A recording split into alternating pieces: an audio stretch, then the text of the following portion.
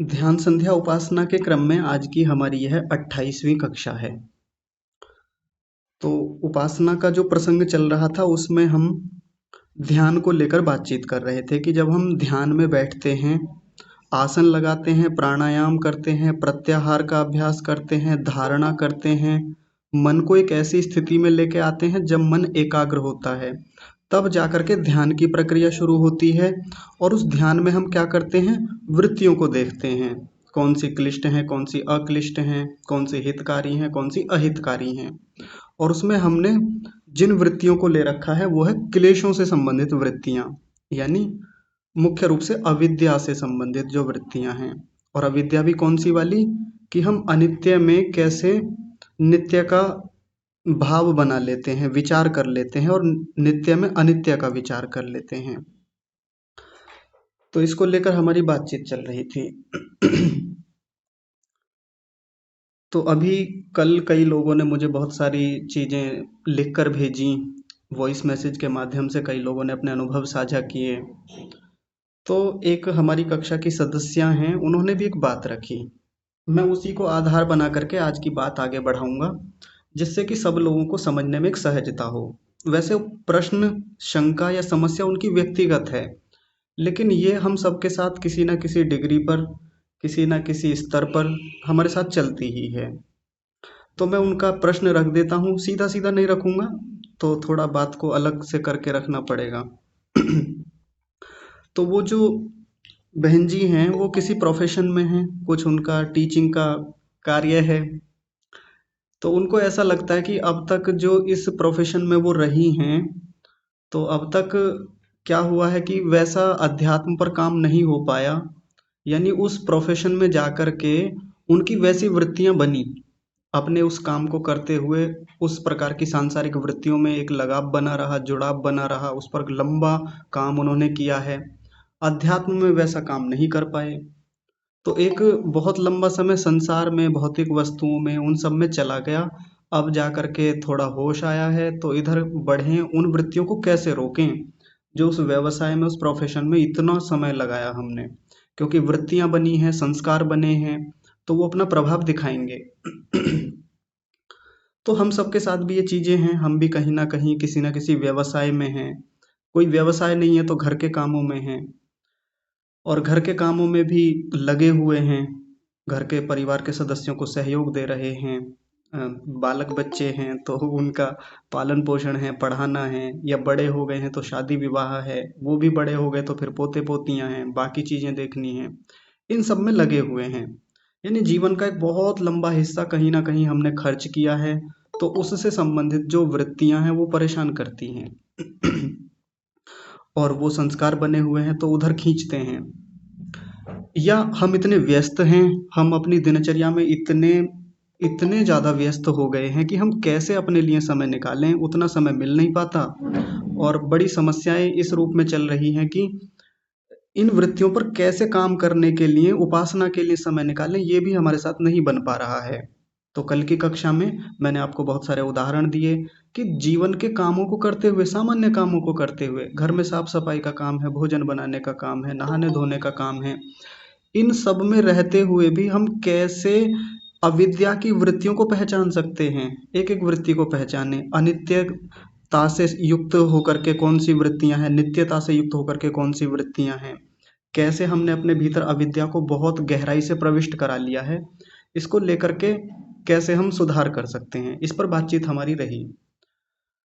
तो कई लोग कहते हैं कि हम ऐसे काम में हैं कि नहीं कर पाते उतना, हमारा ये काम है, ये व्यवसाय है, बड़ा मुश्किल हो जाता है हमारे लिए।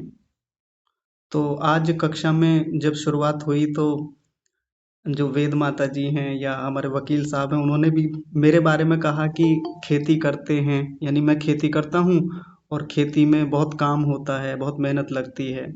हाँ, ये बात तो है कि मेहनत तो है, पर अगर मैं अपने प्रोफेशन को लेकर दुखी हूँ, या मैं ये रखूँ कि देखो मेरे ऊपर इतना काम है, इतना कार्यभार है, मैं कैसे समय निकालूं अपने लिए, और मैं तो एक ऐसे काम में हूँ जिसका ना सम्मान है पूरी दुनिया में कहीं भी। यानी किसान को एक ऐसी दृष्टि से देखा जाता है कि जो बहुत निम्न व्यवसाय में है, जहाँ बहुत आय नहीं है, जहाँ बहुत सम्मान भी नहीं है, और सच में नहीं है। कहने को ऊपर ऊपर से कह देते हैं कि किसान तो राजा है जी, किसान तो राजाओं का राजा है। तो वो लोग जानते हैं जो खेती करते हैं। दूर से अच्छा लगता है फोटो में, वीडियोस में। बाकी हम जानते हैं कि खेती कैसी होती है। और इससे भी पता चलता है कि इस दुनिया का कोई भी पिता अपने बच्चे को किसान नहीं बनाना चाहता। इस बात से पता चल जाएगा कि खेती किसानी होती क्या है। और कोई भी पिता अपनी पुत्री को ऐसे लड़के से नहीं ब्याहना चाहेगा जो खेती के व्यवसाय में है। इससे भी पता चलता है कि खेती का व्यवसाय कितना आज के समय में सम्माननीय है और कितनी मेहनत पुरुषार्थ का है। बहुत सारे चुनौतियां हैं, पर ऐसा कह के यदि कोई किसान रोने लगे और अपने व्यवसाय को एक हेय दृष्टि से देखने लगे तो ये अच्छी बात थोड़ी है। यानी मैं भी आपको कक्षा में रोजाना ये बताऊं कि आज तो ये हमारे साथ हो गया, खेत में आज ये हो गया, और बड़ा चैलेंज है जी, बड़ी चुनौतियां हैं। गायें इतनी हो गई, नीलगाय इतनी हो गई, गीदड़ इतने हैं, इतना नुकसान है, फसल खाली, प्राकृतिक आपदा आ गई, इतनी फसल जल गई, इतनी फसल खराब हो गई, मूल्य नहीं मिल पाता, वैसा नहीं हो पाता। तो हजार चीजें हैं कहने के लिए। इतना मेहनत करके आते हैं खेत में से, फिर कक्षा लेते हैं, फिर ये करते हैं, फिर वो भी काम है, पशुओं का काम है। ऐसे बहुत सारी बातें गिनवाई जा सकती हैं। पर जिस प्रोफेशन में मैं हूँ, जिस व्यवसाय में मैं हूँ, मतलब हम अपना अपना लेके चले, हम लोग जहाँ जहाँ जिस जिस व्यवसाय में हैं, या तो मैं मजबूरी में हूँ वहाँ पर, बहुत मजबूरी है मेरी, मेरी पसंद का काम वो है नहीं, तो मैं कोसूंगा, मैं वहाँ पर उसकी हानियां गिनाऊंगा, मैं नुकसान गिनाऊंगा और चिंतित पीड़ित परेशान ऐसे ही रहूंगा। और उस चिंता में, पीड़ा में मैं वो कर ही नहीं पाऊंगा जो मैं उस प्रोफेशन में रह करके कुछ बेहतर कर पाता, अपने जीवन में भी वैल्यू एडिशन कर पाता और दूसरों के जीवन में भी कुछ बेहतर कर पाता, या जो प्रोफेशन में हूँ वहाँ भी कुछ और अच्छी चीजें मैं कर पाता। तो सबसे पहले हम ये देखें कि हम जिस काम को कर रहे हैं वो हमारी पसंद का है या नहीं है। अगर पसंद का है तो फिर तो चिंता की बात ही नहीं है। ये रोना, ये बहाने बनाना, या ये तमाम कमियां गिनवाना, ये सब तो हट जाएगा। फिर हम उसी में रहते रहते अपने स्वाध्याय के लिए, अपने साधना के लिए, ईश्वर प्रणिधान के लिए निश्चित समय निकाल लेंगे। देखिए, बहुत रोचक बात है। यदि हम अपने प्रोफेशन में रहते हुए, अपने घर के काम को करते हुए, अपने ऑफिस के या अपने व्यवसाय के काम को करते हुए भी यदि आध्यात्मिक चिंतन नहीं बना पा रहे हैं ना, तो इसका सीधा मतलब है कि हम उस काम में मजबूरी में हैं। तो सबसे पहले ये तय करना पड़ेगा, हमें अपने उस प्रोफेशन में जाना पड़ेगा जो हमारी पसंद का है, जिसमें हम कुछ विशेष कर पाते हैं, सोच पाते हैं, उस काम को करने में मजा आता है, हमारी कैपेबिलिटीज, हमारी क्षमताएं उस काम को लेकर बहुत शानदार हैं। तो पहले ये तय करना पड़ेगा। तो जैसे मैं अपना ही उदाहरण लेके बताऊं, क्योंकि कई बार ये सवाल भी आता है कि आप जो काम कर रहे हैं, इस काम को करते हुए भी कैसे समय निकालते हैं, कैसे मैनेज करते हैं, या आप जितनी बातें कक्षा में बोलते हैं ये आपके व्यवहार की भी हैं, या बस ऊपर ऊपर से मोटा मोटा कहीं से पढ़ लिया किताब से वो ही बोलते हैं। तो बस मैं एक दो बातें रखूंगा, और आप ये ना समझे कि मैं आत्ममुग्धता में ये बातें कह रहा हूँ या मैं अपनी प्रशंसा पाने के लिए कह रहा हूँ। मैं एक उदाहरण देना चाहता हूँ ताकि आप सब ये समझें कि कैसे अपने काम में रहते हुए भी बेहतर किया जा सकता है। कैसे टाइम मैनेजमेंट किया जा सकता है। तो जैसे सुबह खेत में हम जाते हैं, अपना सारा घर का काम निपटा के, दिनचर्या करके, उपासना आदि करके खेत में गए, तो खेत में मेहनत का तो काम है, खेती का सीधी बात है। उसमें रहते हुए मैं फ़ोन चार्ज करके लेके जाता हूँ, फ़ोन मेरे साथ ही रहता है। इससे अच्छा साधन कुछ है ही नहीं। कान में ईयरफ़ोन लगाया हुआ है, यानी ईयरबड्स लगे हुए हैं। धूमधाम से कक्षाएँ चल रही हैं, खूब बढ़िया से। कितनी कक्षाएँ मैं लेता हूँ, कितने बड़े देश के जो प्रतिष्ठित, जो बड़े टीचर्स हैं, जो आधुनिक विषयों को पढ़ा रहे हैं, मैं उनकी 4-4 5-5 घंटे की कक्षाएँ लगातार सुनता हूँ, धूमधाम से। शास्त्र की हैं, उपनिषदों की हैं, बाकी व्याख्यान हैं आचार्यों के, बड़े आचार्यों के, वो सुनता रहता हूँ। और 4-5 घंटे खेत में काम करते करते, या शाम को भी खेत में गए, रात हो गई कई बार, तो अपना कक्षाएं चल रही हैं, या तो स्पीकर मोड पे कर लेता हूँ या फिर ईयरबड्स लगा लिए, और खूब बढ़िया से स्वाध्याय चलता है धूमधाम से। अपना काम भी चल रहा है, पसीने में लथपथ हैं कोई बात नहीं, कपड़े फटे हुए हैं, मैले हैं कोई बात नहीं, बाहर से मैं कैसा दिख रहा हूँ कोई बात नहीं, अंदर क्या चल रहा है, अंदर मैं उस प्रोफेशन में कैसे जुड़ा हुआ हूँ और वहां से मैं कैसे अध्यात्म पर काम कर रहा हूँ, ये सबसे मुख्य है। मैं कैसे अपनी दैनिक दिनचर्या को करते हुए कैसे मैं उसमें अध्यात्म को जोड़ के देख पा रहा हूँ, कैसे ईश्वर को समझ पा रहा हूँ वहाँ पर, ईश्वर की न्याय व्यवस्था को, ईश्वर की सृष्टि व्यवस्था को मैं कैसे देख रहा हूँ।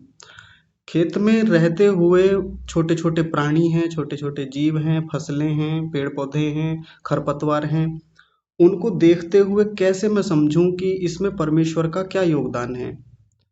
परमेश्वर ने कैसे इस सृष्टि का निर्माण किया है, कैसे विद्यमान है इन सब में, कैसे न्याय व्यवस्था काम कर रही है, कैसे ये छोटे छोटे प्राणी किस तरीके से कितनी आयु लेकर के इस जीवन में आए हैं, कितनी आयु इनकी हो सकती है, क्या भोग भोग रहे हैं, सुख कितना है इनको, दुख कितना है, ये सब हो जाता है बढ़िया से धूमधाम से।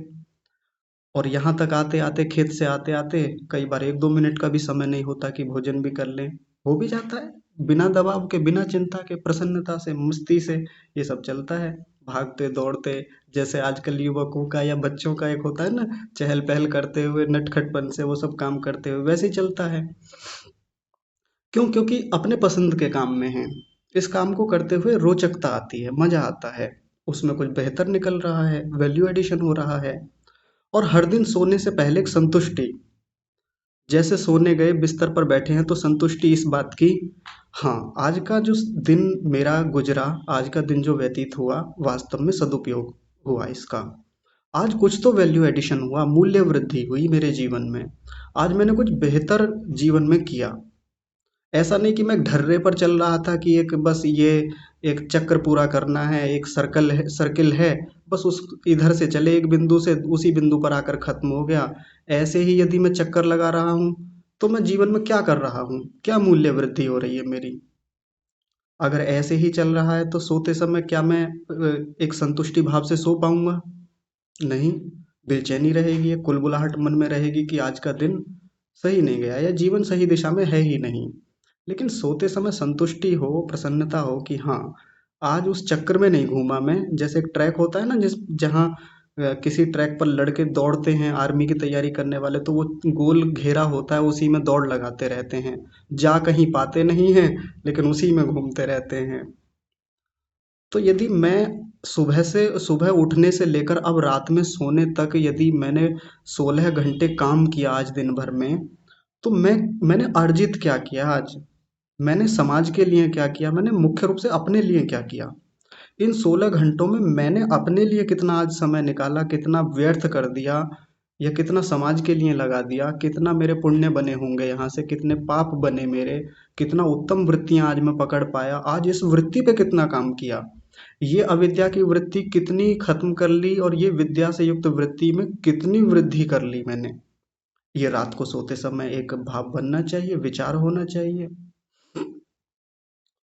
तो अंततः जाकर के ये लगता है कि हाँ, आज का दिन सफल रहा, बहुत शानदार दिन था आज का, बहुत बढ़िया। और परमेश्वर का धन्यवाद करना कि आपने इस पूरे दिनचर्या में मेरा बड़ा सहयोग किया। हर व्यवस्था में, हर कार्य में, हर व्यवहार में परमेश्वर को देख करके व्यवहार करना, इसी का नाम तो ईश्वर प्रणिधान होता है। कि हर कार्य ईश्वर से पूछ करके करना, यानी उनकी आज्ञा अनुसार करना, जो उन्होंने शास्त्रों में, वेदों में उपदेश हम सबको दिया और वो ऋषियों के माध्यम से हमें मिला। तो ये ईश्वर प्रणिधान भी चलता रहता है साथ में, कोई दबाव नहीं, कोई परेशानी नहीं, कोई चिंता नहीं। लेकिन इसका मतलब ये भी नहीं कि चिंताएं नहीं है, ये तनाव नहीं है, जिम्मेदारियां नहीं है, कि बिल्कुल सब बातों से मुक्त हैं। वो भी सब चीज़ें आती हैं, व्यवधान हैं, बाधाएं हैं, पीड़ाएं हैं, कष्ट हैं, वो भी सब हैं, अस्वस्थता है। तो उन सब के रहते हुए कैसे एक मैनेजमेंट बनाएं, ये तो हमको खुद तय करना पड़ेगा। मैंने तो अपना उदाहरण दिया मोटा मोटा, ऊपर ऊपर से, पर इसी में रहते हुए ही करना पड़ेगा। अब अगर हम सोचें कि इस प्रोफेशन को छोड़ के कहाँ जाएं जी, कहीं कोई आश्रम होता तो शायद हम भी ऐसे ही उन्नति कर पाते। अब मैं बताइए आपको और क्या उदाहरण दूं। मैं खुद किसी आश्रम में नहीं हूँ, मैं कहीं किसी गुरुकुल में नहीं हूँ, मैं भी घर गृहस्थी में ही हूँ। हमारी भी जिम्मेदारियां हैं, मेहनत का काम है, तो यहीं रह के करना है। ये उदाहरण मैं फिर कह रहा हूँ, मैं आत्ममुग्धता में नहीं दे रहा हूँ अपना, प्रशंसा बटोरने के लिए नहीं है। ये इसलिए है ताकि आपको ये लगे कि बातें केवल बातें नहीं हैं, उपदेश केवल उपदेश नहीं है, प्रवचन केवल प्रवचन नहीं है। उस प्रवचन के पीछे एक क्रियान्वयन वाली स्थिति है, यानी किया है, एप्लीकेशन है उसके पीछे। तो करना होता है, यहीं पे करना है। और कल जो कक्षा में उदाहरण रखे, एक गृहिणी है, भोजन भी बना रही है, कपड़े धो रही हैं, घर में साफ सफाई का काम है, कपड़े कहीं लगाने हैं, किसी भी प्रकार का घर का मैनेजमेंट है वो कर रही हैं। तो कई स्त्रियों को तो ये रहता है, मेरी जिंदगी तो इन्हीं में जानी है, मेरे जीवन का भला मूल्य ही क्या रह गया, मुझे तो कुछ मैं जीवन में करती, कुछ बढ़ती, कहीं मैं भी किसी गुरुकुल में जाती, कहीं किसी आश्रम में होती तो आज मैं भी उन्नति कर पाती। तो ऐसा रिग्रेट जो बन रहा है, ऐसा जो मलाल आ रहा है जीवन में, कब तक इस बात को लेकर चलते रहेंगे बताइए। ऐसे तो जीवन चलता रहेगा, और वो समय कभी आएगा भी नहीं कि जब अनुकूलताएं मिलेंगी, जब घर वाले वो आपको एक अनुकूलता दे पाएंगे, व्यवस्था दे पाएंगे कि चलो अब आपको सब कामों से मुक्त करते हैं और चलो पढ़ाई करो, अब अपना स्वाध्याय जो करना है करो। हम उस दिन की प्रतीक्षा में हैं, और हमें पता है वो दिन कभी आएगा नहीं कि ऐसे घर वाले या ये सामाजिक व्यवस्थाएं हमको वैसा दे दें। हम कहीं गुरुकुल में भी चले जाएंगे ना, आश्रम में भी चले जाएंगे, वहाँ की अलग जिम्मेदारियां हैं, वहाँ एक अलग प्रतिकूलताएं हैं, वहाँ के अलग चैलेंज हैं, अलग चुनौतियां हैं। वहाँ से कहाँ भागेंगे फिर। हम सोचते हैं कहीं जंगल में चले जाएंगे, और मैं हमेशा कहता हूँ जंगलों की अलग अलग चुनौतियां हैं, वहाँ अलग बाधाएं हैं, तो वहाँ से कहाँ भागेंगे। हाँ, कुछ लोग अनुकूलताएं ढूंढते हैं तो घर छोड़ते हैं, वो लोग कि उनको घर में बाधाएं दिख रही हैं तो छोड़ते भी हैं। जब उनको लगता है कि अब पूर्ण वैराग्य की स्थिति है, अच्छी स्थिति बन गई है, घर वालों का सहयोग है, या घर वाले सहयोग नहीं भी दे रहे हैं तो भी घर छोड़ते हैं, और एक उस स्थिति में जाते हैं कि हाँ अब अपने ऊपर काम कर पा रहे हैं, तो जाते हैं। पर यदि हम उस स्थिति में नहीं है, वैराग्य नहीं है, तो काम तो यहीं रह के करना होगा। और मैं कहता हूँ कि हम सोने वाले 8 घंटे निकाल दें, तो ये जो जागने वाले 16 घंटे हैं, हम एक बार अवलोकन तो करके देखें आराम से कि पूरे दिन भर के व्यवहार में मैंने वृत्तियों पर कितना आज काम किया, मैंने किन वृत्तियों को कितनी गहराई से पकड़ा, किस वृत्ति को मैंने कमजोर किया और किस वृत्ति को मैंने प्रबल किया, मजबूत किया। तो जैसे मैं अपना ही बता देता हूँ, रात्रि को, हाँ जैसे एक उदाहरण से, एक दिन मैं खेत में था तो कक्षा की किसी सदस्य का फोन आया, वो कहने लगे कि आपसे बात हो सकती है, मैंने कहा हाँ कर लीजिए। तो उन्होंने पूछा आप कहाँ हैं इस समय शाम को, मैंने कहा खेत में हूँ। तो उन्होंने कहा, थोड़ी आत्मीयता होती है ना, तो बड़ी आत्मीयता से उन्होंने कहा आप अपने लिए भी तो समय निकाला कीजिए, जब देखो कि यहाँ लगे हुए हैं, खेत में हैं, वहाँ हैं, यहाँ हैं, तो कभी अपने लिए भी तो समय निकालिए। मैंने कहा ये मेरा ही समय है। जागने के 16 घंटों में कम से कम 12-13 घंटे मेरे अपने ही हैं। भले ही दिखने में लगेगा कि मैं घर वालों का सहयोग कर रहा हूँ, मैं पशुओं को चारा डाल रहा हूँ, मैं गोबर डाल रहा हूँ, मैं झाड़ू लगा रहा हूँ, मैं कुछ भी कर रहा हूँ, चारा काट रहा हूँ, खेत में बोझा ढो रहा हूँ, खुरपा चला रहा हूँ, फावड़ा चला रहा हूँ, कुछ भी, वो भी मेरा ही समय है, वो मैंने किसी को दे ही नहीं रखा, मेरा समय है ही नहीं किसी के लिए। अब किसी को ये लग सकता है कि ये कक्षा, ये तो परोपकार के लिए है, इसमें आप कितना कुछ देते हैं हमको। तो मैं यहाँ भी एकदम स्पष्ट कर दूं, ये समय भी मेरा ही है। यानी इस अध्यापन की प्रक्रिया में भी मेरा ही वैल्यू एडिशन है। तो हम बहुत सारे लोगों को देखते हैं कि देखो परोपकार के लगे लिए लगे हुए हैं, घर छोड़ रखा है, हमें इतना समय देते हैं। मैं सबको कहता हूँ, मैं अपने को भी लेता हूँ उसी में। तो हम जब दूसरों के सहयोग की प्रक्रिया में है, उपकार की प्रक्रिया में है ना, तो उसमें भी हम अपने लिए ही मुख्य रूप से कर रहे होते हैं। बाकी अपने विचारों के ऊपर है, भावनाओं के ऊपर है कि हम कितना वास्तव में अपने लिए समय दे रहे हैं। तो दिन भर के 16 घंटों में 12, 13, 14, 15 घंटे मेरे अपने ही हैं मुख्य रूप से, मैं किसी को देता ही नहीं उतना समय, देना भी नहीं। मेरा अपना समय है, बहुत मूल्यवान है, इतनी आसानी से थोड़ी मिला है। तो समझ पा रहे हैं आप। कई बार ये एक और मलाल रहता है कि सारा जीवन तो निकाल दिया दूसरों की सेवा में। माताओं को ज़्यादा होता है ये कि मैं तो इसी घर में घिसती रही, मैं तो यहीं पिसती रही, सारी उम्र रोटियां बनाने में ही निकल गई। या कोई पुरुष हो सकते हैं कि सारी उम्र पैसा कमाने में ही लगा दी, इन घर वालों को करने में ही लगाता रहा, कमाता रहा, ये करता रहा, वो करता रहा, और आज क्या मिला मुझे। तो मैं कहता हूँ अभी भी समय है, कोई बात नहीं। यदि वो मलाल है तो उस मलाल को हटाएं, जहाँ हैं, जिस स्थिति में भी हैं। यदि उसको छोड़ दें, यदि आपको लगता है कि वास्तव में अवनति हो रही है तो फिर छोड़ें, कोई बढ़िया बेहतर विकल्प ढूंढें वहां से। यदि नहीं छोड़ पा रहे हैं और लगता है कि कोई फाइनेंशियल क्राइसिस हो सकता है, या कोई फाइनेंशियल इनसिक्योरिटी हो सकती है, यानी कोई आर्थिक ऐसी संकट आ सकता है, तो ना छोड़ें, मैं तो बिल्कुल मना करूँगा। पर यदि ऐसा लगता है कि इसको छोड़ने से कोई संकट नहीं होगा, छोड़ें फिर। आराम से अपने ऊपर समय लगाएं धूमधाम से। और जीवन का एक ऐसा समय चल रहा है सभी का, जब आप अपने लिए मुख्य रूप से काम करना है। अब कहाँ दुनियादारी में इतना समय देना है। फिर एक बात और, पिछले और कई दिनों से ये बात आ रही है कि मैंने अपना समय सारा शरीर के लिए लगाया। जैसे उन्होंने ही, कक्षा की सदस्या ने बोला कि सुबह उठने से लेकर रात्रि में सोने तक मैंने देखा कि सारा समय तो शरीर में ही जा रहा है, शरीर के पालन पोषण, शरीर को चमकाने दमकाने स्वस्थ रखने में जा रहा है। और आत्मा की उन्नति के लिए तो बस 2 ही घंटे निकल रहे हैं, एक सुबह को ध्यान वाला समय और शाम को ध्यान वाला यानी उपासना वाला समय। तो 2 घंटे तो हम आत्मा को दे रहे हैं, बाकी के 14 घंटे जो हैं वो तो कहाँ जा रहे हैं, वो तो सब शरीर के पालन पोषण में, संसार में, भौतिकता में, इन्हीं सब में जा रहे हैं। तो मैं तो ये कहता हूँ कि यदि हम शरीर को भी समय दे रहे हैं, तो अप्रत्यक्ष रूप से आत्मा को ही सहयोग दे रहे हैं, आत्मा की उन्नति ही कर रहे हैं। इसमें कोई ऐसी बात नहीं है, इसमें कोई चिंता वाली बात नहीं है। पर हाँ, यदि कोई व्यक्ति हो ही केंद्रित शरीर पर गया है, शरीर ही मुख्य लक्ष्य बन गया है, तो चिंता की बात है। उदाहरण से बात समझ लेते हैं। तो ये हमारा जो बिंदु चल रहा है ये भी पूरा हो जाएगा, और थोड़ा उस समस्या का समाधान भी हो जाएगा। जैसे कल भी ये बात रखी थी, आज थोड़ा सा और विस्तार करके खोल कर रख देते हैं। जैसे सामने वाले का ये कहना है कि सुबह से शाम तक शरीर के ही पालन पोषण में लगे हुए हैं। उठे, शौच किया, दंत धावन किया, स्नान किया, कपड़े पहने, खाना पीना, नाश्ता, जो भी कुछ है, कुछ और मालिश वालिश करनी है वो भी, दवाइयाँ लेनी है तो भी, और फिर दोपहर में भी खाना खाना है, या काम से आने के बाद में भी भोजन करना है, रेस्ट करना है। ये सब कुछ शरीर के लिए ही तो हो रहा है। और पूरा दिन इस शरीर के पालन पोषण के लिए कि कमाना है, शॉपिंग करनी है, कपड़े खरीदने हैं जी, ये खरीदना है, चप्पल जूते, और घर के लिए ये सामान लेना है, सब्जियां लेनी है, फल लेने हैं, मेवे लेने हैं, सब शरीर के लिए ही कर रहा हूँ मैं। सारा समय तो शरीर के लिए जा रहा है। आत्मा के उन्नति के लिए 2 ही घंटे लग रहे हैं। रात को सो भी रहा हूँ, 8 घंटे की नींद ले रहा हूँ, ये भी शरीर के लिए है।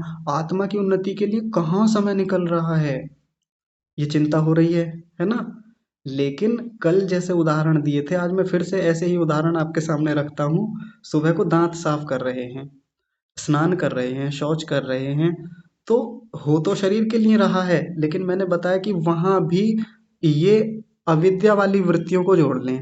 देख लें कि वास्तव में मैं कहीं इस शरीर को ही चमकाने में तो नहीं लगा हुआ हूँ, कि शरीर बस बढ़े, शरीर बढ़े बढ़े बढ़े, शरीर सुंदर दिखे, शरीर आकर्षक दिखे, इसी पर तो आकर केंद्रित नहीं हो गया हूँ। अनित्य शरीर है, अनित्य है, ये हर दिन परमात्मा ने अवसर दिया हमको। हम चाह कर भी शरीर पर केंद्रित रह नहीं पाएंगे। परमात्मा ने इतनी सुंदर व्यवस्था बना दी, हर दिन गंदगी होती है, भयंकर गंदगी है। हम कितना भी सजा लें संवार लें, ये शरीर क्षीण क्षीण क्षीण होता ही जा रहा है। शरीर निरंतर गंदा होता ही रहता है, गंदा होता ही रहता है। किसी को लग सकता है कि ये मल जो शरीर में बन रहे हैं, मल मूत्र पसीना, या जो लार है, खून है, इतनी सारी चीजें अंदर बन रही हैं, निकल रही हैं शरीर से, ये तो परमात्मा ने बहुत खराब चीजें बना दी। अरे बनाते तो कुछ अच्छा सा बनाते, ऐसा किसी को लगता होगा? तो बढ़िया है, हमारे लिए व्यवस्था अच्छी बनाई है कि हम इसके राग में ना जाएं, हम इस पर ही केंद्रित ना हो जाएं। और यदि साफ कर रहे हैं, स्वच्छता हर दिन हो रही है, और दिन भर में कितनी बार हम शरीर को स्वच्छ करते हैं, कितना कुछ इससे मल निकल रहे हैं, वो एक बहुत अच्छा अवसर है कि हमने इस अनित्य शरीर को नित्य तो नहीं मान लिया, अविद्या तो नहीं गहरी हो गई है। हाथ धोते समय भी, पैर धोते समय भी, नासिका साफ करते हुए, कान साफ करते हुए, इन सब में हमेशा ये भाव बना रहना चाहिए कि अनित्य शरीर है। साथ में इसको भी जोड़ लीजिए, आज इसका भी मामला पूरा हो जाएगा। देखिए, अशुचि में शुचि की भावना तो नहीं बना ली है। अशुचि क्या है? अपवित्रता। शुचिता क्या है? पवित्रता। अब शरीर तो अपवित्र है, वास्तव में अपवित्र है। बाहर से ऐसी व्यवस्था लगती है हमको कि देखो कितना पवित्र शरीर है, और किसी सुंदर से व्यक्ति को देख लें तो पवित्रता की भावना और गहरी हो जाती है, और किसी गंदले से व्यक्ति को देख लें जिसने न नहाया है न धोया है, कई दिनों से मैला मटमैला, और वैसे वस्त्र भी वैसे ही पहने हैं, तो और भावना आती है कि कितना गंदा है। लेकिन हम जो साफ सुथरे हैं, हम भी कौन सा वास्तव में साफ सुथरे हैं? ये हर दिन के विचार में चल सकता है। कहीं हमने अशुचिता में शुचिता की भावनाएं तो नहीं बना रखी हैं? अब आप विचार करिए, सुबह उठने से लेकर रात्रि में सोने तक जितना भी व्यवहार है, जब हम शरीर को साफ कर रहे हैं, तो क्या वास्तव में ये विचार हमारा चलता है कि ये तो सारा मामला इस गंदे शरीर को ही चमकाने पे चल रहा है? सारी वृत्तियां, सारा व्यवहार, सारे कर्म तो इस गंदे शरीर को, अशुचि वाले अपवित्र शरीर को ही शुचिता में बदलने में काम चल रहा है। जब मैं कहीं ऑफिस में हूँ, जब मैं कहीं किसी शादी पार्टी में हूँ, तो दिखाने का व्यवहार तो वही चल रहा है कि देखो मैं कितना आज सज धज के आई हूँ या सज धज के आया हूँ, मैं कितना स्वच्छ दिख रहा हूँ, मैं कितना स्मार्ट दिख रहा हूँ। ऐसा ही व्यवहार चलता है ना हमारा। जबकि वो स्मार्टनेस या वो सुंदरता, वो ब्यूटीफुलनेस, हैंडसमनेस जो भी है, वो केवल बाहर की है। अंदर तो मामला कुछ और ही है। या हर दिन सुबह शौच करते समय, मलमूत्र त्याग करते समय, तो वास्तविकता कुछ और ही है इसकी, शरीर की। ऐसा विचार चलता है हमारा? नहीं चलता, बहुत कम चलता होगा, यदि आता भी होगा तो सीधी बात है, अविद्या गहरी बनी हुई है चित्त के भीतर। अशुचिता में शुचिता को लेकर के हमने इसको इतना पवित्र मान रखा है, इस शरीर को। कोई हमारे साथ है, बच्चा है, अगर बाहर से गंदा है तो हम मान लेते हैं कि गंदा है। लेकिन क्या हम कभी उसकी उन भीतर की स्थितियों को देख सकते हैं कि ये एक हार्ड मांस मांस का पुतला जैसा है, इसके भीतर भी रक्त और हड्डियां, मांस, मेद और शुक्र, ये सब धातुएं, और कफ है, पित्त है, इतना सारा कुछ है इसके भीतर। क्या हम सोच पाते हैं कभी? या कोई भी हमारा अपना सगा संबंधी है जिसको हम बहुत पवित्रता की दृष्टि से देखते हैं? मतलब मेरा कहने का मतलब ये नहीं कि हम केवल फिर गंदगी देखें, हम केवल उसमें वही देखें और फिर उसे घृणा करने लगे कि हट, ये तो हटाओ, इसे दूर करो, ये तो बहुत गंदा है, बहुत मैला है, मेरा बेटा बहुत मैला है, आज के बाद इसे हाथ ही नहीं लगाऊंगी, क्योंकि हमने शास्त्र में पढ़ा था कि ये शरीर तो बीभत्स होता है, परम बीभत्स है। योग दर्शन में पढ़ा था ना हमने, शरीर के लिए क्या लिखा था वहां पे? परम बीभत्स होता है ये तो वो केवल देखने की दृष्टि के रूप में है बस। यानी वैसी वृत्ति ना बन जाए कि हम सामने वाले के शरीर को या अपने शरीर को पवित्र मान के बैठ जाएं। उसकी अपवित्रता को अपवित्रता के रूप में देखें, पवित्रता को पवित्रता के रूप में देखें। ये विद्या है, ये विवेक है। ऐसे देखेंगे तो अविद्या की वृत्ति पुष्ट नहीं होगी, अविद्या के संस्कार गहरे नहीं बनेंगे, फिर विद्या के संस्कार भीतर बनेंगे। और जो लोग ये कह रहे थे कि मैं कैसे अध्यात्म के लिए समय निकालूं, आत्मा की उन्नति के लिए कैसे समय निकालूं, समय ही नहीं है जी, मेरा तो प्रोफेशन ही ऐसा है, घर में घिसती रहती हूँ, घर में इतना काम है। और मैं ये कहता हूँ कि समय ही समय है, इतना समय है कि फालतू की चीजों के लिए फिर कुछ बचता ही नहीं। सच में समय है हमारे पास, इन्हीं व्यवहारों को करते हुए। जो हम ये कह रहे थे ना अभी थोड़ी देर पहले तक, कि सारा काम तो शरीर को बढ़ाने पे ही लगा रहा, भौतिक उन्नतियों में ही लगा रहा, सांसारिकता में लगा रहा, और आत्मा की उन्नति के लिए तो 2 ही घंटे दे रहे थे। अरे नहीं, जब हम ये शुचिता में जुड़े हुए थे, शरीर को साफ पवित्र कर रहे थे, स्नान आदि कर रहे थे, तो भी ये अध्यात्म चलता रहता हमारा धूमधाम से। लेकिन बस बात इतनी सी है, वो सिद्धांत हमारे भीतर नहीं था, वो प्रवचन हमारे भीतर नहीं था, वो सैद्धांतिक बात जो ऋषि ने बताई, जो शास्त्र ने बताई, जो परमेश्वर ने हमको बताई, हाँ वो सीधे सीधे नहीं पता थी हमको। अब पता चल रही है धीरे धीरे, तो ऐसे भी हम काम कर सकते हैं। यह सिद्धांत में तो सिद्धांतिक ही बात होती है, ये शास्त्र में ये बातें पढ़ चुके हैं हम, उसमें व्यवहारिकता सीधे सीधे लिखी नहीं होती, वो व्यवहारिकता हमको खुद खोजनी पड़ती है कि हम कैसे अब व्यवहारिकता में जा करके इस सिद्धांत पर काम करें, इस सिद्धांत को जीवन का हिस्सा बनाएं, इसका इम्प्लीमेंटेशन जीवन में कैसे हो, ये तो खुद से देखना पड़ेगा ना। ये खुद के विवेक के ऊपर है, हमारी विद्या के, हमारी समझ के ऊपर है कि हम इसको जीवन का हिस्सा फिर कैसे बनाएं।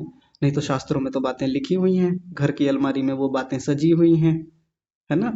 घर की अलमारी में लाल कपड़े में हमारे हिंदुओं में तो यही चलता है कि पुस्तकें केवल हाथ जोड़ने का माध्यम होती हैं। पुस्तकों से हाथ जोड़ लिया जी, कल्याण हो गया।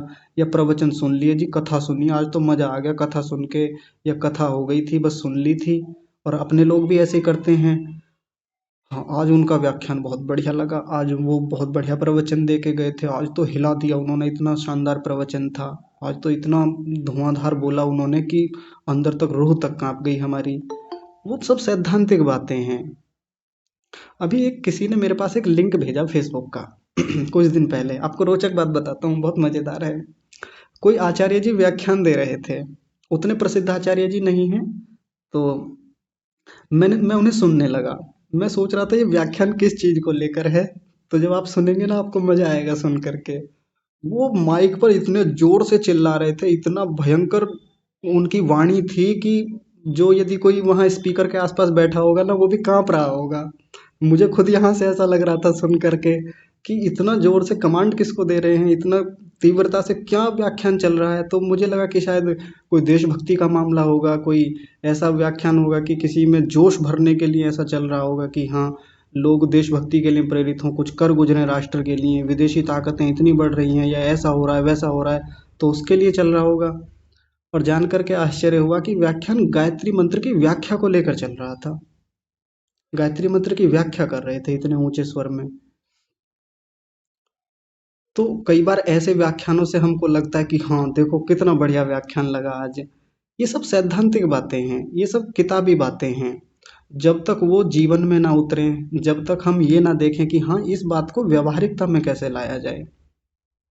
और ये जो बातें हम मोटा मोटा जब पढ़ के आए थे योग दर्शन में, तब लगा था क्या ऐसा कि इतना कुछ भी गहराई में हो सकता है इन सब बातों में। सूत्र पढ़ के आ गए थे मोटा मोटा। ऋषि तो सूत्र ही तो देंगे देंगे। ऋषि पूरी पुस्तक लिख के थोड़ी देंगे हमको। ऋषि ने सूत्र दिया, अनित्या शुचि दुखानात्मसु अनित्या शुचि सुखात्म ख्याति ही अविद्या। ये बता दिया था उन्होंने। व्यास जी ने थोड़ी बात को और विस्तार से लिख दिया 2-3 पैराग्राफ में। अब हमें खुद खोजना पड़ेगा ना, खुद देखना पड़ेगा कि अशुचि में जब शुचि की बात की तो आखिर क्यों लिख दी। आखिर ऐसी क्या अविद्या उन्होंने बता दी जो हमारे भीतर हो सकती है। संभावनाएं हैं हमारे भीतर। पर ना, हम तो माने बैठे थे अब तक, अजी ना, मेरे भीतर तो अविद्या नहीं है, मैं तो शरीर को अपवित्र ही मानता हूँ। लेकिन पवित्रता तो है। जब बाहर जाते हैं ना, किसी फंक्शन में, किसी शादी पार्टी में, या घर में भी हैं, तो प्रेजेंटेशन या हमारी मन स्थिति, हमारे भाव तो वैसे ही होते हैं कि हम पवित्र हैं, बड़े पवित्र हैं। आलिंगन करते समय, गले मिलते समय, हाथ मिलाते समय, खाना परोसते समय, क्या कभी भाव आता है कि अशुचि है शरीर में। और अगर ऐसी बात भी कर दी तो क्या होता है कि नहीं, ऐसे समय में बात मत करो, ये क्या बेवकूफ़ी भरी बातें हैं, ऐसे ऐसे विचार भी करना बहुत बुरा है। अरे, तुम्हें साफ शरीर ही दिखाई नहीं दे रहा, इतना बढ़िया शरीर है इसका, कितना हट्टा कट्टा सुंदर, एकदम गठीला, बढ़िया, साफ स्वच्छ है। हाँ, कहने को नहीं कहा जाएगा, वो सही बात है। भोजन के समय, किसी से मिलने के समय ये बात कहनी भी अशिष्टता लगती है, और कहनी भी नहीं चाहिए। लेकिन अविद्या ना आए इसके लिए तो एक विचार, एक वृत्ति भीतर बनी रहनी चाहिए ना। नहीं तो आकर्षण होता है। सारे जो अट्रैक्शन वाले मामले हैं ना, जो युवाओं में होते हैं सारे जो आकर्षण की स्थितियां हैं, इसी अविद्या के कारण से हैं। सामने वाले व्यक्ति को, जो अपोजिट जेंडर वाला है, विपरीत लिंगी है उसमें कुछ ना कुछ पवित्रता देख रखी है। उसको कुछ ना कुछ, उसकी हैंडसमनेस या ब्यूटीफुलनेस को हमने इतना और विस्तार से देख रखा है कि हमको वो चीज़ दिख ही नहीं रही है जो वास्तव में है। इसीलिए तो आकर्षण है, इसीलिए तो वो राग है सामने वाले से, और मुख्य रूप से शरीर के प्रति है वो। फिर वो सारी चीज़ें होती हैं जो अशिष्टता कही जाती है समाज में, वो सब कर बैठते हैं आगे चल के। क्यों? क्योंकि अशुचिता में अशुचिता देखी ही नहीं, और शुचिता में शुचिता देखी ही नहीं। अवसर कितने हैं, आप सोच के देखिए, कितने अवसर हैं हमारे पास। अब हम, मेरे जैसा व्यक्ति आप सोच के देखिए, गोबर उठाता है सुबह को, तो गोबर उठाना किसी के लिए हो सकता है कि बहुत गोबर उठाते हैं, इतना नीच काम है, क्यों करते हो फालतू में ये सब। लेकिन कोई व्यक्ति उठाता है, किसी का झाड़ू पोछा लगाने का काम है, या मान लीजिए कोई व्यक्ति गांव में भी नाली की सफाई कर रहा है, मैं तो सीधा कहता हूँ कर रहा है, लेकिन यदि हृदय में उसके सिद्धांत विद्यमान है, शास्त्र विद्यमान है, तो उसमें से भी कुछ बेहतर ही निकाल के लाएगा। क्या सोच के निकाल के लाएगा कि ये भी जो पशु हैं या ये सब हैं, कितना इनके भीतर मलमूत्र है, इनके भीतर भी कितनी ऐसी स्थितियां हैं जो बहुत अपवित्रता वाली हैं। इन अपवित्रताओं के भीतर भी कुछ तो पवित्रता है, कहीं ना कहीं तो होगी, कुछ तो होगी। वो क्या है? तो उसके लिए शास्त्र ने ही बताया था। क्या बताया था? पीछे हम पढ़ के आए थे प्रथम पाद में, चिति शक्ति अपरिणामिनी अप्रतिसंक्रमा दर्शित विषया शुद्धा च अनंता च, शुद्धा च अनंता च। एक तत्व तो इनके भीतर विद्यमान है जो शुद्ध है, पवित्र है, जो कभी मैला नहीं होता, कभी गंदा नहीं होता। इतने गंदे शरीर में, इतनी अपवित्र स्थितियों में भी एक तत्व, एक वस्तु, एक सत्ता ऐसी है जो नितांत शुद्ध है, पवित्र है। क्या है? आत्मा, चिति शक्ति।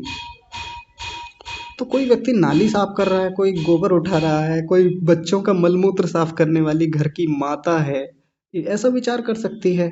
या तो रो ले, या तो मलाल करती रहे जीवन भर, मेरे ही पल्ले बांध दिए ये बच्चे, इतने बच्चे कर लिए घर में, ये हो गया जी, वो हो गया, सारा दिन मैं इन्हीं की साफ सफाई में लगी रहूं, और कभी ये उधर पेशाब कर देता है, कभी उधर शौच कर देता है, इन्हीं के कपड़े सुखाने में लगी रहूं सुबह से शाम तक, और रोती रहे मेरे ऊपर इतनी जिम्मेदारियां। या वहां से ये शास्त्र को उठा ले, वही काम करते समय वही काम है, वही जिम्मेदारियां हैं, उन्हीं में कितना बेहतर हम कर सकते हैं। कि देखो, जिस शिशु को लेकर के, जिस बच्चे को लेकर के बाहर की दुनिया में ये रहता, कितना सुंदर बच्चा है, कितना स्मार्ट है, कितना प्यारा बच्चा है। हाँ, प्यारा बच्चा है, बाहर से प्रेम करना भी होता है हमको, वो सब देना होता है। लेकिन जब मैं इसका मलमूत्र साफ कर रही हूँ, शौच साफ कर रही हूँ, तो मेरे भीतर वो स्थिति आनी चाहिए कि शरीर तो सबके ऐसे ही हैं भीतर से, ये अशुचिता तो अशुचिता ही है वास्तव में। और फिर शास्त्र में जब वो हमने पढ़ा है आत्मा के बारे में, तो उसकी शुचिता का भाव कर लें कि चाहे कितना भी अपवित्रता आ जाए, मेरे चित्त के भीतर भी कितनी अपवित्रता, अशुचिता आ जाए, मेरा मन कितना भी मैला हो जाए, आत्मा तो मैला नहीं होता। आत्मा के भीतर तो सीधे सीधे अविद्या नहीं जाएगी। ये अविद्या जो हिस्सा है, ये तो चित्त का ही है, मन का ही हिस्सा है। ये सारा का सारा दोष, सारी गंदगी, सारे अवगुण सब कहाँ हैं? सब चित्त में है, मन में है, अंतःकरण में है। आत्मा तक कोई दोष नहीं जाता, आत्मा तो पवित्र है। बस वो जो आत्मा के ऊपर आवरण चढ़ा हुआ है, यानी इस अंतःकरण रूपी जो आवरण है, इस अंतःकरण रूपी जो पर्दा लगा हुआ है, उसमें जो धूल जमी हुई है, उसमें जो गंदगी जमी हुई है, वो हटानी है। और ये काम एक माँ अपने बच्चे का शौच साफ करते समय रोज कर सकती है सुबह को। तो बताइए, रोने वाली बात कहाँ रह गई? ये अपने आप को रिग्रेट करने वाली, मलाल वाली, मेरे ही पल्ले बंधे हुए हैं ये बच्चे सब, मैं ही पालती पोसती रहूं, इनको मैं ही करती रहूं। दिमाग खराब है, पढ़ने का समय कभी मिलता नहीं। एक कक्षा मेरी सुबह चलती है, एक शाम को चलती है, उसमें भी लेने नहीं देते, उसमें ये करने नहीं देते, जब देखो तब काम बताते रहते हैं।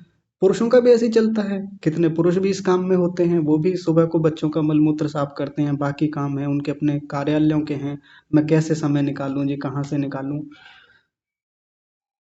परमात्मा ने, मैं कहता हूँ, समय खूब दे रखा है, कोई कमी नहीं है समय की। अवसर खोजने होंगे, इन्हीं में से तो रास्ते निकालने होंगे, रास्ता कोई बना के थोड़ी देगा हमको। सबका प्रोफेशन एक जैसा नहीं है। अब आज मैंने जितनी बातें बताई, जैसे मैं आपको एक उदाहरण मैंने आज अपना दिया कि मैं जिस समय खेत में काम कर रहा होता हूँ, तो मैं कान में ईयरबड्स लगा के 5-6 घंटे कक्षा धूमधाम से लेता हूँ, खूब कक्षाएं आचार्यों की या बाकी टीचर्स की। तो कई लोगों को ये लग गया होगा कि काश हम भी किसान होते, हम भी काश ऐसे ही होते, तो अब ऑफिस में तो हम ईयरबड्स नहीं लगा सकते, हम ऑफिस में हैं, घर में हैं या वहाँ हैं जी, हम कैसे कर लें? नहीं हो सकता। तो कई लोग भागेंगे गांव की ओर, कई लोग सोचेंगे कि हम भी खेती में चलें, वहाँ तो अवसर काफ़ी हैं। मैं कहता हूँ आके देख लीजिए। मैं तो हमेशा स्वागत करता हूँ, कुछ दिन करके देख लीजिए, पता चल जाएगा कि कितने लोग खेती में रहते हुए भी कुढ़ते रहते हैं भीतर ही भीतर। सच में, खेती में काम करने वाले कितने लोग भीतर ही भीतर एक अलग ही तनाव, दबाव, चिंता, परेशानियाँ चल रही हैं उनकी, और वही मुझे ही लगा रखा है खेती में। मैं सबसे छोटा हूँ तो मुझी को घुसेड़ रखा है इसमें, खेती में।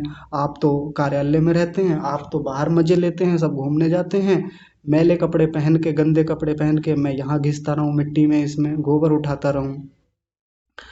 वहाँ भी रोने वालों की कमी नहीं है। वहाँ भी फिर इसी बात का रोना कि मुझे यहाँ भेज दिया, मुझे खेत में भेज देते हैं। आप शॉपिंग में लगे हुए हैं, आप वहाँ घूम रहे हैं जी, आप टीचर बने घूमते हैं, आप ये बने घूमते हैं, आप अधिकारी बने घूम रहे हैं, मुझे यहाँ लगा रखा है। तो एक रोना वहाँ का भी है। तो कहाँ तक भागेंगे, कहाँ कहाँ प्रोफेशन बदलते फिरेंगे। इसी में रास्ता निकालें जहाँ हम हैं। घर में है, गृहस्थ में है, कार्यालय में है, किसी भी अपने व्यवसाय में है, बहुत रास्ते हैं। उनमें भी बहुत अवसर हैं। आने जाने का एक रास्ता होता है हमारा, बस में है, ऑटो में है, मेट्रो में है, ट्रेन में है। खूब अवसर हैं। बहाने बनाने को, या जो तमाम चीज़ें होती हैं, मैं तो बहाने सीधे सीधे नहीं कह सकता। होते भी हैं, किसी के साथ सच में मजबूरियां हैं, किसी के साथ सच में प्रतिकूलताएं हो सकती हैं। उन उनसे भी निकल के बाहर आना पड़ेगा हमको, उनके भी समाधान करने पड़ेंगे। पर यदि वैसी कोई बहुत बड़ी चिंताएं नहीं है, बहुत बड़े दबाव घर में नहीं है, तो ये तो हमने खुद ही ने करना है। ठीक है जी। अब मेरी ओर से इससे ज़्यादा सरलता से बात हो नहीं सकती, इससे ज़्यादा और कुछ समाधान हो नहीं सकता। काम तो करना है। और मैं फिर कहता हूँ, अंतिम बात, बस आज की अंतिम बात यह है। कक्षा सुन करके एकदम से आपको लगे कि हाँ, एनलाइटमेंट हो गया, आज तो आंखें खुल गई फिर से, आज तो ये मिल गया जी। एकदम से नहीं होता। अभी बोध है, प्रतिबोध बनाना पड़ेगा घर पर जाकर। यानी घर पर ही हैं आप लोग कई सारे, यानी वापस कक्षा से जा करके इन सब चीज़ों पर फिर से मनन करना पड़ेगा, विचार करना पड़ेगा। निधिध्यासन में ध्यान में बैठकर सोचना पड़ेगा। तो फिर और रास्ते खुलेंगे, प्रतिबोध होगा, और फिर ये चीज़ें जीवन का हिस्सा बन जाएंगी, जीवन आसान हो जाएगा बढ़िया से। ठीक है, तो चलिए आज का विषय इतना ही रखते हैं। सबने बड़ी ध्यान से बातों को सुना, सबका बहुत सारा धन्यवाद करते हुए, और विशेष रूप से तो धन्यवाद ऐसे परमपिता परमात्मा का जिन्होंने इतनी सुंदर विद्या हमको दी, जिन्होंने ये सब व्यवस्थाएं सामने ला के निःशुल्क रख दी, ऐसे जैसे हाथ में आंवला रखा हुआ हो। तो परमात्मा ने जो इतना महान उपकार हमारे ऊपर किया है, तो ऐसे महनीय परमेश्वर के प्रति तो खूब सारा समर्पण, खूब सारा धन्यवाद उनके लिए। आज की कक्षा को यहीं विराम। आप सभी को सादर प्रणाम।